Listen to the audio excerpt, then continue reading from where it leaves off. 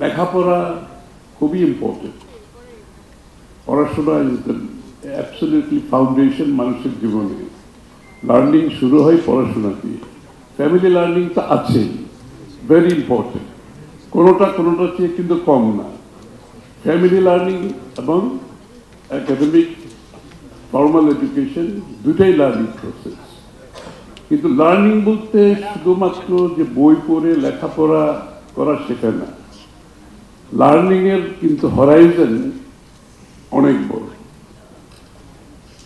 সেটার জন্য আমি মনে করি স্কুলে যাওয়া তো অবশ্যই মাস্ট। স্কুলে যাওয়ার পরে বই পড়া, স্কুলের কারিকুলাম লেখাপড়া করা খুবই গুরুত্বপূর্ণ, অবশ্যই গুরুত্বপূর্ণ।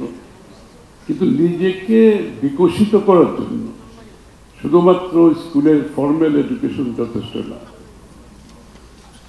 স্পোর্টস, খেলাধুলা অত্যন্ত গুরুত্বপূর্ণ। খেলাধুলার মধ্যে একটা স্পিরিট আছে। আমাদের অনেক সময় রাজনীতিবিদরা হার মানতে চায় না, হারলে মনে হয় তার মধ্যে জীবন শেষ হয়ে গেল। কিন্তু স্পোর্টসের কালচারটা কিন্তু একটু ডিফারেন্ট। আপনার অলিম্পিকের কালচারটা একটু ডিফারেন্ট। ওখানে কিন্তু যারা হারছে যারা জিতছে তাদের মধ্যে একটা স্পিরিট কাজ করে। স্পোর্টস একটা স্পিরিট আছে, তাদের মধ্যে একটা স্পিরিট কাজ করে এবং সবাই সবাইকে কমপ্লিমেন্ট করে। আপনারা দেখবেন স্পোর্টসম্যানদের মধ্যে একটা আলাদা স্পিরিট থাকে। এই জন্য আই সাজেস্ট লেখাপড়ার সাথে সাথে যেটা স্পোর্টস মানে ক্রিকেট, ফুটবল থেকে শুরু করে, আর আমাদের দেশের নিজস্ব অনেক স্পোর্টস আছে, এগুলো অনেক কিছু হারিয়ে যাচ্ছে। আমরা ছোটবেলায় হাডুডু খেলেছি, এখন হাডুডুর মধ্যে অনেকে চিনেও না, জানেও না। This is very important. আমি মনে করি pick up any sports you like, যেটা তোমাদের ভালো লাগে সেটা করো, but pick up one sports. আরেকটা জিনিস হচ্ছে, আরেকটা হরাইজনকে বড় করার এরিয়া হচ্ছে সংস্কৃতি। আপনার সংস্কৃতি খুবই ইম্পর্টেন্ট। এটা হচ্ছে আমার কি বলে আত্মাকে, আমাদের পেটের একটা খিদে আছে না, আত্মার একটা খিদে থাকে না। আমার আত্মার খিদেটা মেটাতে হলে আমার সংস্কৃতি জগতে থাকতে হবে, গান গাইতে হবে, নাচতে হবে, ছবি আঁকতে হবে, স্কাল্পচার, যেটা যেখানে আছে, নাটক, থিয়েটার, সিনেমা, ডিজাইনিং,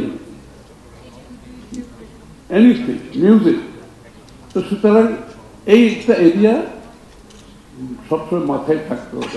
কোনো একটা সময় বের করে এই জায়গাটায় নিজেকে, এইটা feed, it's a food for your soul. আমি বুঝি এটাকে, ফর মি ইজ ফুড। আমি যত রাতেই হোক যেখান থেকে বাসায় যাই, আমার যদি কোনো গানের সঙ্গীতের দাওয়াত থাকে, রাত্রে 11টার সময় বাসায় গেলে তাড়াতাড়ি শাওয়ার করে আমি সেখানে যাই, কারণ it feeds my soul actually. এটা আমার জন্য it's a rewinding, it's a recharger for me. হ্যাঁ, নিজেকে রিচার্জ করতে হবে না, ব্যাটারি যেরকম রিচার্জ হয়, রিচার্জ করতে হবে। So music and culture is another very important area. আরেকটা জিনিস হচ্ছে, লেখাপড়ার সাথে সাথে নিজের একটা স্কিল ডেভেলপ করতে হয় যে কোনো কিছুতে।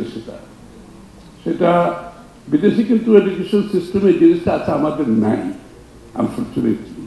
ছোটবেলা থেকে ওদের স্কুলে আপনার ইয়ে শিখায়, কাঠের তৈরি জিনিসপত্র, কার্পেন্টারি শিখায়, তারপরে আপনার ইলেকট্রনিক্সের কাজ করায়, তারপরে মানে যত ধরনের স্কিল, পার্সোনাল স্কিল ছোটবেলা থেকে। দেখবেন ওরা কিন্তু বাসার অনেক কাজ নিজেরা করে ফেলে। ওইসব দেশের ছেলে মেয়েরা বাসায় অনেক কাজ নিজেরা করে, যেহেতু স্কুল থেকে তারা এগুলো শিখে আসে ছোটবেলা থেকে। So you must develop some skill, whatever it is, যেটাতে আনন্দ পাও সেই স্কিলটা ডেভেলপ করো ছোটবেলা থেকে। This is important. এটা শুধুমাত্র নিজের জীবনের জন্য না, এটা অত্যন্ত একটা ইউজফুল একটা স্কিল যেটা থাকা দরকার। বাংলাদেশে কিন্তু স্কিলের বড় ধরনের সমস্যা আছে। আমরা খালি বিএ পাস করতেছি, ডাক্তার হচ্ছি, ইঞ্জিনিয়ার হচ্ছি, কিন্তু আমরা স্কিল ডেভেলপমেন্টে অনেক পিছিয়ে আছি।